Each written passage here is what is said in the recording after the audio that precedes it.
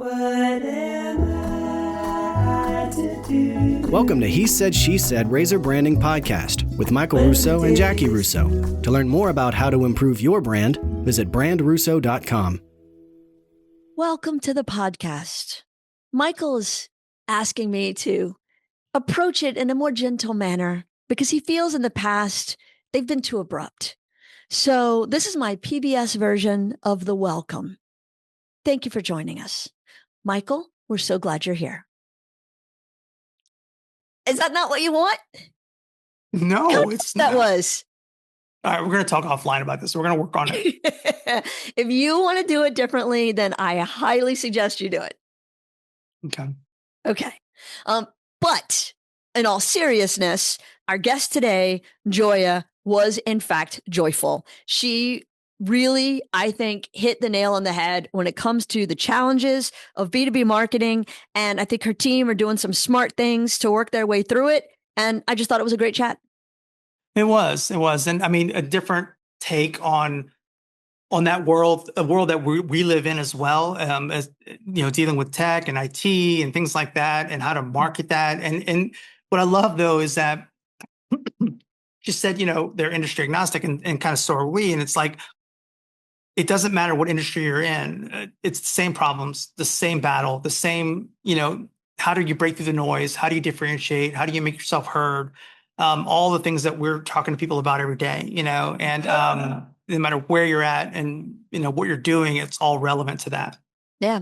Well, and everybody's fighting those same battles. And so I think it's always nice to hear somebody who's kind of figured some things out. So y'all stick around and listen to Joya's take on B2B marketing. When the day is through. Welcome to the podcast. Thank you. Thank you for having me. I'm glad you're here. That reaction is exactly what happens all the time. That is not what happens. Usually people are like, okay, I'm glad to be here. She was in pure shock. She's like, oh my God, we're on. Subtlety. You know, Michael has an issue with how I start the podcast and how I start the introductions. And so I turn the floor over to him. Michael, why don't you start us off? I'm just, you know, a nice, you know, hello, Joya. Welcome to the podcast. Thank you. Thank you both for having me. Thanks for being here. And Michael, thank you for teaching me how to do it better. No, I'm here. That's what I'm here for. Right. Joya, let's start with you kind of tell us a little bit about who you are and what you do. Yeah, so I am the director of marketing for a B2B IT service firm known as InterraIT. I've been in the marketing space for over 10 years now. Actually, funny enough, I did not start my career in marketing, far from it. But just life happened, and then, you know, marketing had always fascinated me as a field, and then jumped into it. And yeah, so I've been with the company for a long time now, and it's been a fun journey. Talk a little bit about your team. What's your makeup? Oh gosh.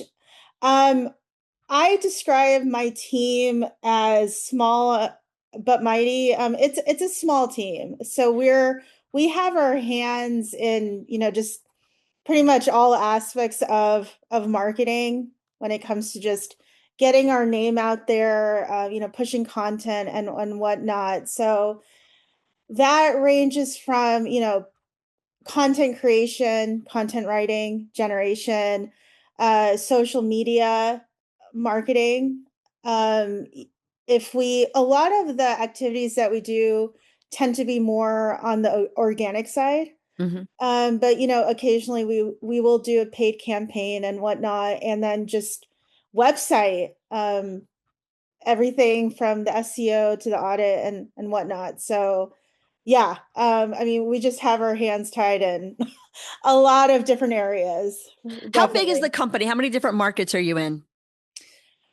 So I describe our company as industry agnostic. I mean, so we focus on different industries. I would say our largest client is in the automotive sector. So we have a lot of experience with that. But it also ranges from retail to manufacturing.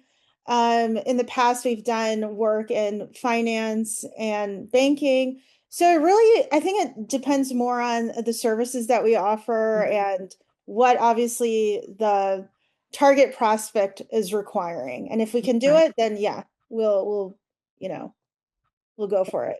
One of the things that I think is a challenge, especially in the IT space, but it really kind of permeates all of B2B, is the saturation of similarity Yes. and people not really knowing how one IT company differs from another.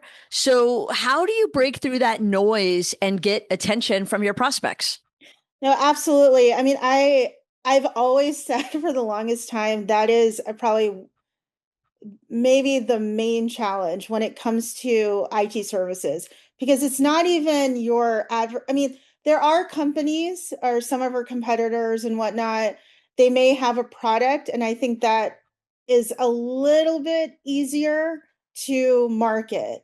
But when you're marketing a service, that's in my mind a whole different ballgame. So it is very saturated. It feels like every other day there is a new company, coming up that is very similar. And I would say that it's very easy to say that the noise is coming from volume. Yes, a lot of companies that are out there, but I would say, and I think you touched upon it, it's this question of sameness. When you have, say, 20 companies lined up in the space, and it's not a, for lack of a better word, a sexy industry, right? So you're kind of describing your services in almost similar words, when it's end to end digital transformation, trusted partner. So it's very easy for a company to almost be camouflaged, and it makes it even that much harder for a company like ours to really differentiate, really stand out with the branding. And so it is very well possible that when a prospect, say, comes to our landing page, they may not know what really, we have to work that much harder to say, hey, this is what makes InterraIT stand out from, say, the other 19 companies. And then also, I think this type of industry is very interesting because I think the sales cycle is a bit longer compared to maybe B2C. So there's always that challenge of timing as well. So I think when a prospect is actively, quote unquote, shopping, they probably have a short list of companies that they might want to work with that they already have in their in their head. So they're, it's I think that much harder to kind of persuade a prospect. There's a lot of things that they're trying to look at, and a lot of B2B is, I think, built on trust and yeah, trust and transparency. I think that's with any industry, but When I I yeah. think it's hard too in your industry, particularly because it's constantly reinventing itself. Every Yes. day there's something new to tackle, new challenges, and I mean, I've seen in just in our area and the companies we work with across the country, these there are constant IT companies that are on the rise, and everybody. I'm more nervous of people that claim to be complete experts versus people Mhm. that say, "Hey, we don't know everything. It's new, and we have the capability to adapt and to learn new things." Because if you know something today, tomorrow it may change, and so that's where that trust factor really comes in. It's like, because I don't know anything about that, so I'm walking into it hoping that the people that, kind of like a doctor, right? I'm hoping that they're really smart and they're really Yeah. trained well, and they're going to take care of me. And I think it's the same in tech. You have to really trust that advisor to say good, bad, stay away from. You're protected, because we all hear the horror stories of when you're not, and when things go bad, or when you make a bad decision, and all of a sudden you have to go back and retool everything, and it can be nightmarish if it's not done right. Exactly. And I think you hit it right, the nail on the head because we're seeing it with AI too. Like I think that now when I talked about like buzzwords, I'm not saying AI is, I mean, it's just that when people are describing their companies with digital transformation end to end and stuff, now they're throwing in AI. So I think there's also that pressure that, if companies don't say that, oh, we're an AI first or AI capable company, then we're falling behind. So yes, I think there is definitely that added challenge of, looking at our messaging and just how do we make it continuously relevant. It's always a challenge, I think, with that. Absolutely. Going back to what y'all are both talking about with that sameness and the challenges, y'all are a pretty mid-sized company. You're what, 200 to 500 employees? I mean, y'all are not Yes. small. No. And so are you focusing on other mid-sized companies or are you focusing on smaller companies? Where's your sweet spot for your clients?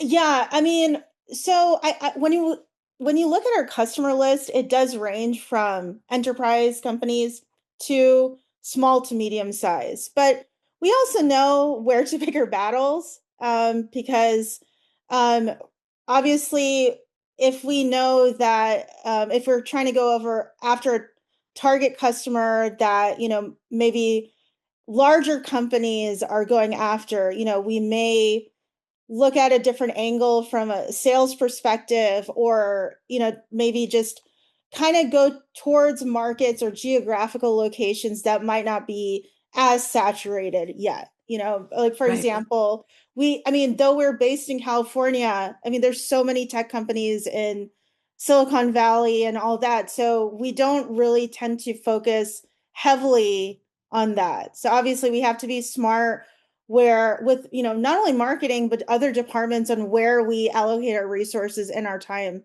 and effort. Yes. Yeah. And so when you think about that, that's a wide range of, the enterprise client, that kind of mid-sized client, the smaller client. You've got all this competition. So how are you building your brand? What are you doing to help your company separate itself from the herd? So I would say that, like, one of the challenges I did mention is that sameness. And then the other thing that I think a lot of people don't really talk about with B2B is translating. At the end of the day, we are a technical company, right? We are a tech/engineering company. So the engineering teams that we have, they're doing fantastic work, but it's a matter of translating that into, extracting that solution and translating into, this is how we can solve your particular pain point. I think what's worked with us is just consistency, maybe just driving the same message, even if it might sound boring to the average person, over and over again across different platforms, and really showing, it is probably very true that maybe the loudest voice, even if their solution might not be that great, may get more attention, but we're trying to say, hey, we can kind of differentiate ourselves by like proof of concept. If there's, tell us your pain point and we can develop something custom for you, we can develop that pilot, and it's just really drilling the same message over and over again. Yeah. So consistency for us. No, and I think that's really important. How are you tracking to kind of say, hey, this is working, so we're going to do more of it, or this isn't really working the way we wanted to, we need to change it?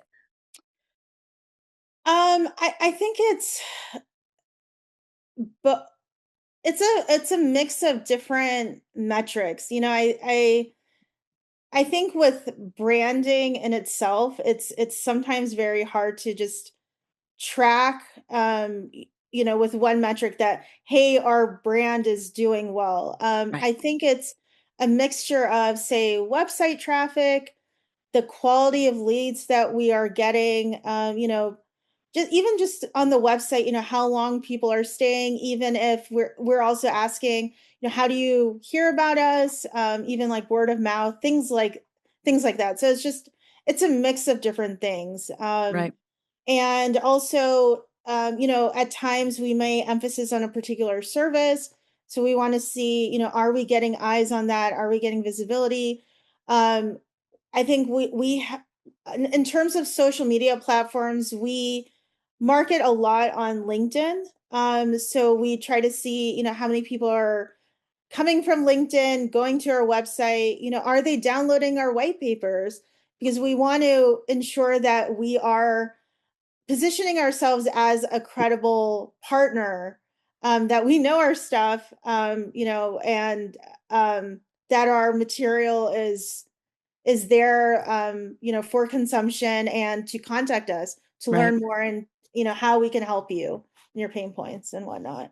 Well, and I would think too, like once you have, on a side note, we talk about that a lot with branding. It's hard to put a finger on it sometimes and say, this is what this is the value of that. But I think it goes even internally. How is the internal culture? How is the team? Are people buying into what we're doing? Is it a company wide philosophy of how we approach things? I think that is like the core, the strength of a brand, and how it exudes out of that. That reflects even customer service, quality, deliverables, all the things that come from that people don't really quantitate in numbers and clicks. It's how is that working out? And secondly, it's, I would think a lot of your customers too that you come across, it's kind of like once the company's ingrained and I don't really understand it, I just know that it's being done. I'm not going to change it unless it's broken. I already I have this in place. I don't want to mess with it, and then you're probably getting people that are coming out of bad experiences a lot of times too. And so that's why they're looking, because I had a bad experience with my IT or my tech or whatever's going on. And now I'd have to go to somebody else. How are you, responding to that? Now you're dealing with somebody who's coming in already a little bit jaded, maybe a little distrustful, and you have to kind of turn that around and make it a good experience, right? Exactly. But to your point regarding, the internal discussion, I think another I don't know if it's a necessary struggle, but something I think for companies we always have to keep in mind is that um, you know, obviously everyone's, especially the C-suite, they're all focused on how many leads are generated, what is the revenue target, all of this stuff. And I think sometimes folks view branding as a very abstract concept. It's like, when you tell them like it's really important to build that brand for the long term, I think it's hard for some folks to really grasp their heads like, why is branding so important? Isn't branding just equal to number of calls? Our branding must work because we're getting, 40 whatever prospects or all of this stuff. But I think that sometimes it's hard to kind of convey the importance of branding because it's not only just getting prospects, it's also if you're getting a project and you may not have enough resources, how do you also get employees to, or job seekers to say apply to your job and ensure that you have enough resources for that project? So branding, I wouldn't say it's abstract, but it's the whole picture, it's the foundation. But sometimes folks kind of it's hard thing to understand at times. Yeah, and Jackie talks a lot about that too. Really, it's value. Yeah. A lot of times you end up, if you're bidding on something, if you don't have a differentiator or you can't explain how what you do benefits them, they're going to go back to price. And nobody wants to be in a price battle because then all of a sudden you're looking at the lowest common denominator, and you're not going to always get what you thought you were getting. So you want to have that value raised, right? Exactly. So definitely a struggle. How do you track what's working? Like literally, what's your dashboard look like? Who's responsible for it? How often do y'all meet and say, this is producing something for the bottom line, that is not? So we meet almost, I mean, we have like a formal marketing meeting once a week, but that's not limited. I mean, since we have such a small team, it could be couple times a week. And then we also meet with our sales department frequently as well. So a couple times a week. So we're we're aligning with sales to see where we are with the pipeline, what are the prospects that are coming in? How are we, what's our success rate moving them through that funnel? Because obviously not every prospect is going to be converted. Right. Obviously, and I think with us, I mean, it's probably with every other company, we're trying to look at not only volume, but the type of Yes, lead, the quality. You can the say it. It's about quality. quality. It's about quality because if there's say 50 leads and they're all not great, then something in our messaging or something in our content is not resonating. Right. So And so that's my question is like, who's looking at that say, hey, is sales coming back to y'all and saying, look, the last 50 leads were shit. We've got to change something. Are y'all catching it before sales even realizes where is the canary in the coal mine to say, we got a problem here? I would say it's a mix. So we'd really track, say, our the lead captures on our website. So then we try to do our, on top of everything else, our due diligence and trying to research and see, if this is, I mean, we've gotten duds before. Wait, so hold on. So marketing is researching the leads before they go to sales. Some of them, yes. Okay. Yes. All right. That's different. Like some companies do that. Most companies expect sales to go figure it out. So I love that y'all are directly involved because it means you're going to figure out the problem faster. Yes. Yeah. I mean, and like I said, I mean, we've gotten some duds and whatnot. So we try to kind of fix, troubleshoot right away. Right. And see, so we're also trying to look at our website analytics, kind of on a consistent basis to see what's working, what's not. Again, like I mentioned before, if we're trying to focus on one particular service, we want to see, are we getting that traffic? What's working, what's not?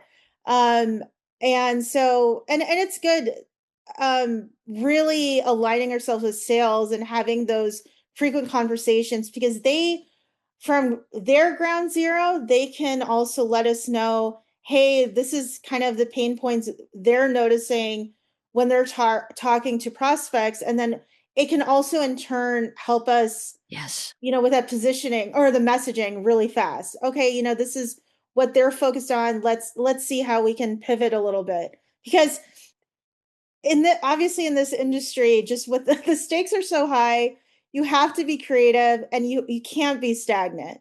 You just, so yeah. No. Makes the journey interesting. Well, it's especially tough when you are short staffed and, limited resources. You can't waste time or money figuring it out. So think of the last time you had a campaign that didn't go well. You got 40 leads that were not optimal. What'd you fix? What was the solution? Oh gosh, I'm trying to think that I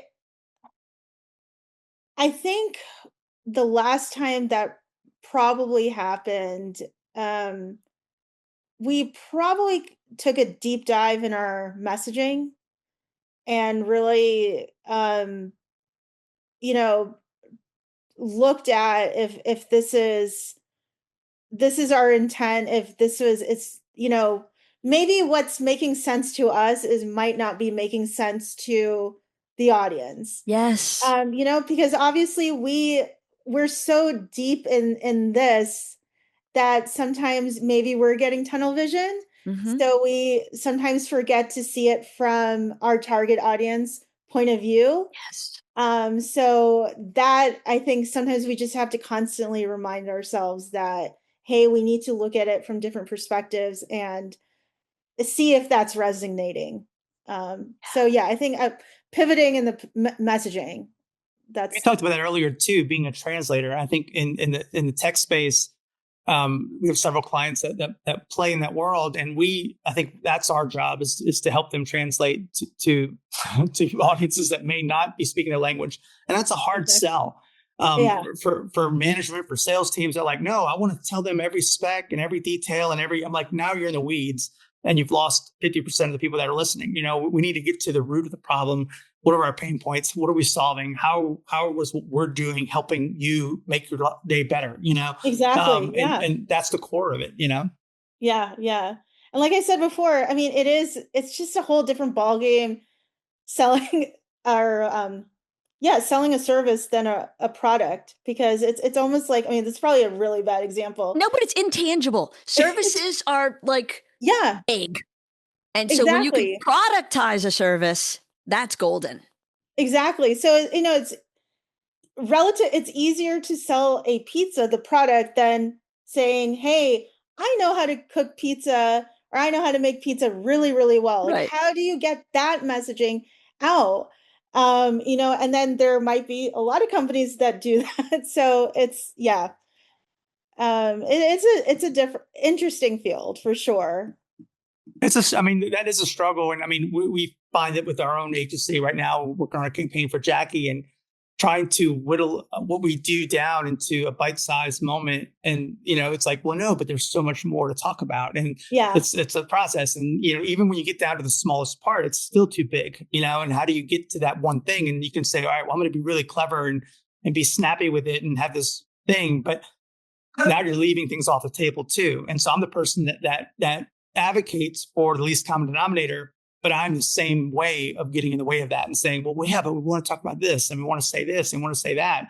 And you have to find that line. And that's where the editor part of us needs to come in to say, all right, am I looking at it from A, do I know who I'm talking to? B, do I know how to talk to them directly, and say the words that are going to resonate with them? But it all Right. starts with, understanding your audience. If you don't know that, then you're just really guessing.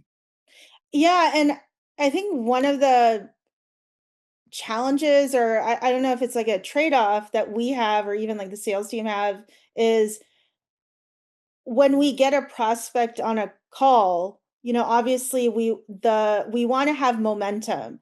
So the trade-off is, how, we don't want to reveal all our cards on the table, or every, like every single service, or this is everything that we can do. I mean, it's a little bit. So we want to have a meaningful conversation, sure, to show that, we can solve their pain points.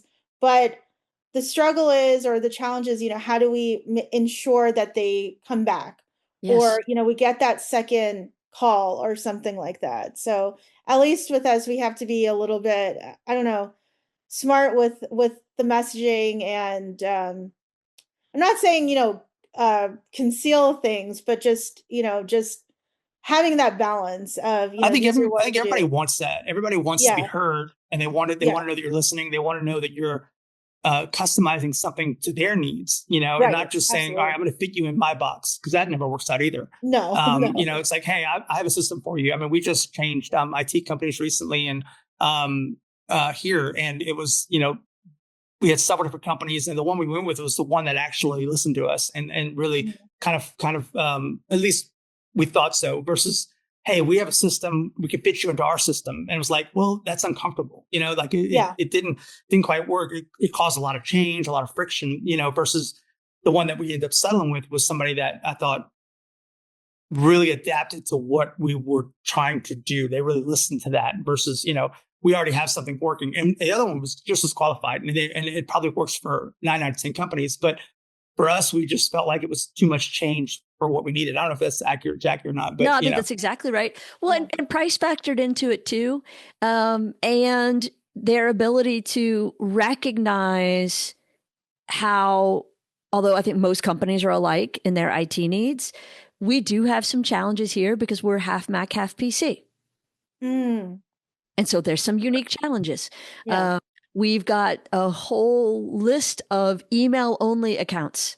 And so don't charge me a full desktop maintenance fee when you're not managing all that stuff. It's just literally the Microsoft Office email, nothing else. And so there Right. needed to be some flexibility in the proposal.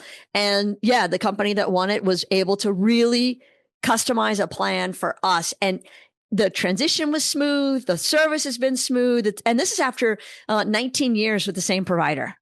Oh, wow. And so, yeah, that was a big shift because obviously in our 25-year company, we'd been with that same company for a really long time. And so, but it was fascinating to this conversation when I started to like pick my head up and look to say, who are we going to change to? I started with 20 options and whittled it down and whittled it down. And it was very different approaches, very different messaging, very different language, very different pricing. It was It can the be Wild overwhelming. West. Yeah. And I mean, and I do think it is definitely important. Yes, a lot of prospects that we see, change is hard. So they obviously, it's unreasonable to ask the end user to be like, you know what? We want you to completely buy into the system that requires an overhaul of your current systems. Right. No, I mean, that's why we really do like the messaging is like, hey, we can do a custom thing that works well with you so that it saves time and money. Yep. Because no one really, and if something goes wrong, right, it's the risk can be high and no one obviously wants to take that. No, it's like changing banks. It's Yeah. hard and scary. Yeah. And I don't think enough companies appreciate, you said earlier, about how y'all are on the inside. And so it's hard for you to kind of see how your prospects see you. That is a problem everyone has. And so it's not just seeing the marketing and the messaging and the landing pages and the funnels the way a prospect sees it, but the process of change. And so I remember years and years ago, we had a bank client and we did a switch kit because we know how hard it is to change banks. And so that was part of the marketing, was to say, hey, we know you're not happy with your current bank, but you don't even know where to begin to switch. Well, I did not appreciate how vital that marketing message was until right now when I'm in the process of changing banks. It's a bitch. Yeah. It's really, really hard. It's harder now than ever before because of the number of auto pays and auto drafts and ACHs and places where your account is in the system. To have to go through and change each of those things for every single account, it's a nightmare. It is. It is. Which is probably why we just, tend to stay. Yeah. Well, and that's the fear factor. I think it goes into, 9 out of 10 clients that we deal with, I don't really, we're kind of industry agnostic as well. We have a bunch of industry we work with, but in the B2B space, but there's always a fear element, like when you're dealing with things that you don't know, or things that are heavy, or things that you don't do all the time, whether it's buying a home, going to the doctor, going to a lawyer, they all require a little bit of anticipation because it's not every day you do that. Some people do it every day, but most people don't. You don't have to flip your entire IT or tech companies or jump into a new world or have to deal with these kind of problems. So if you can, back to the trust factor and letting people know that you can be relied on, if there's easy to work with. I talk about that all the time. I'm talking to students and about, getting jobs. Like when I'm hiring people, quality, obviously talent, all matter. But at the end of the day, you want somebody that you want to work with too, Exactly. you want to, exactly. Because you got to be with them every day. And so there's that factor as well. Are you likable? Are you going to make me feel stupid? Are you going to make me, that kind of thing. It's like, that's a real easy thing to do, especially when you're dealing with things that people don't all know about. Like my kids think I'm not very tech savvy, but I am somewhat, because I deal with it every day. But at the same time, I know my limitations, and the last thing I want is somebody to make me feel like I'm an idiot, and then I'm like, all right, now I'm shutting down. I'm like, I'll admit what I don't know, but don't make me feel that way. At least, there's a level of that. So absolutely. So to that point, Joya, how what, do y'all I'm do an it? idiot? Are you going to talk more about that? No, although I did nod when you said that people think that. But how do you, because I would imagine sometimes your prospect who turns into a client is a chief technology officer, super on it, can practically work at your company. They're so smart and they're a really great partner in some ways. But then other times, I bet it's like an office manager who doesn't know anything about IT and they just got stuck with the task because nobody else wanted the job. And so how do you balance the language and messaging in your marketing to stand on both sides of that line? Oh, that's a good question. I think it just goes back to just being a translator, Mhm. trying to find that, maybe this, trying to find that balance of not being so generic in the language that, it seems like anyone could write it.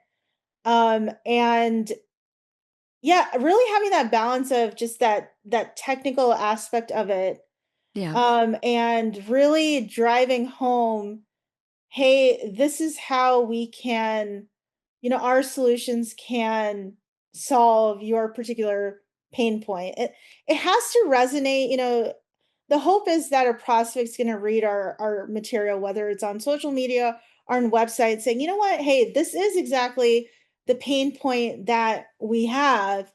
And it's interesting to learn about, how InterraIT can help. So let me hopefully, contact them and to learn more. So Yeah. it is that balance. You don't want to sound generic. You don't want to sound too technical because yes, the audience, you don't want to take your audience for granted.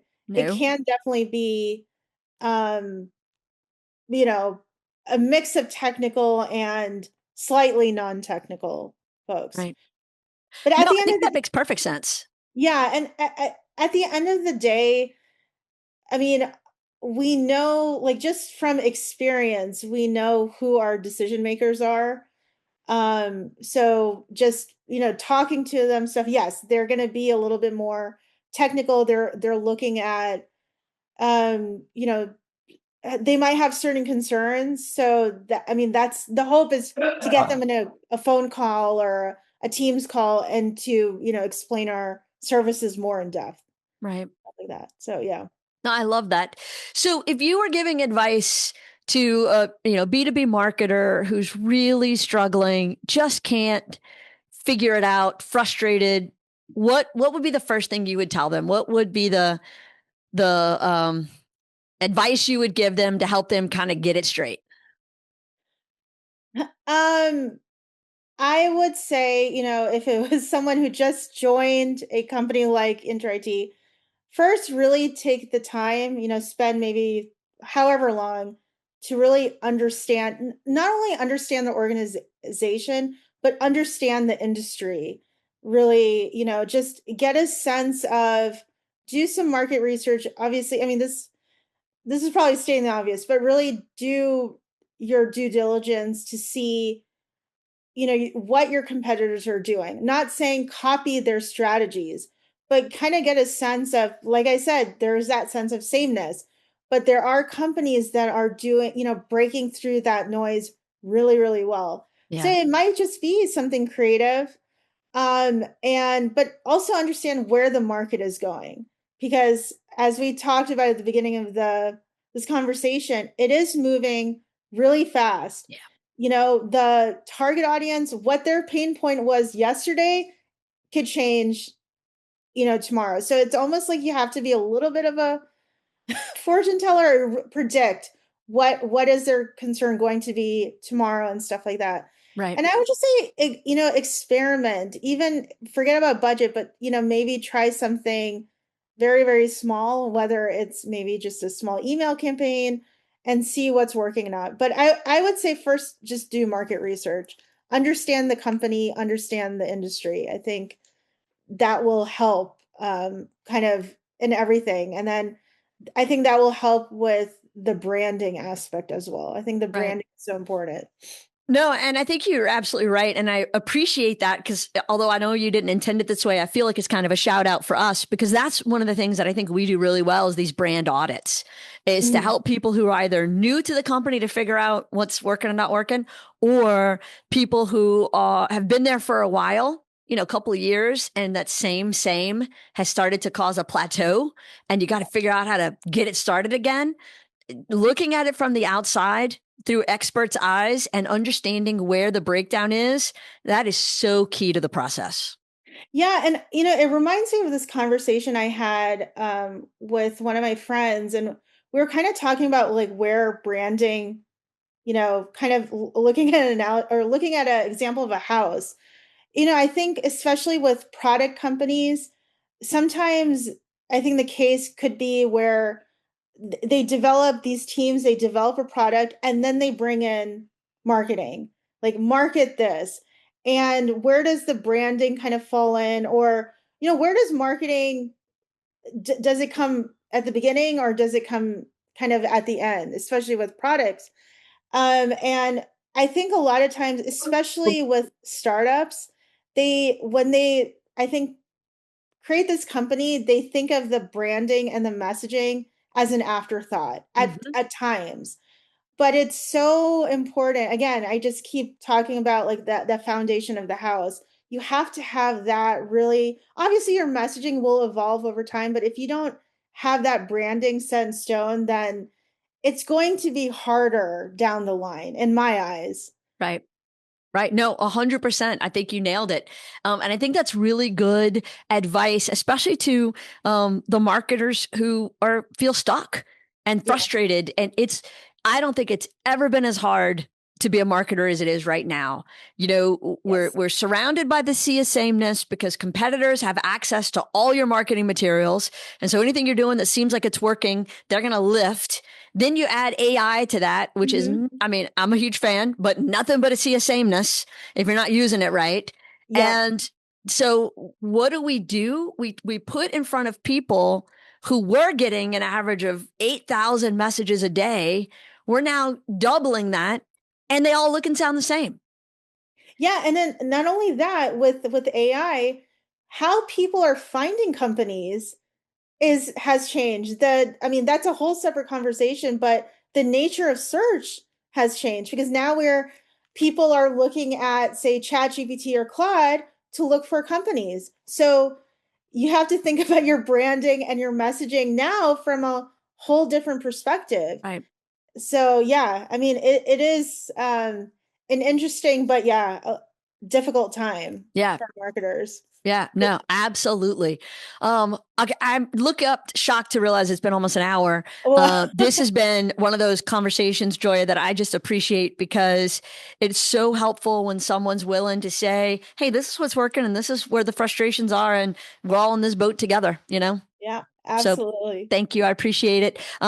When we get this posted for all of you listening, we'll share Joya's LinkedIn. And so you can follow her and be sure to, ask her any questions that you might have. And thank y'all for listening and for subscribing and for being a part of the brandum. That's when I start calling people who are our fans, Michael. They're brandums. I love it. Nice. And Joya has the second best name to Sunshine. We had a guest on here last year. Her name was Sunshine. I'm like, how do you not get happy when you say the name Sunshine? And Joya is the same way. I don't know what Joya means, but joy, it's got joy in it. So it just makes you happy. Yes, I love it. Well, thank you very much. We appreciate you and your insights. And to everybody out there, thank you all for tuning in, and we'll see you next time. Thank you for having me. When the day is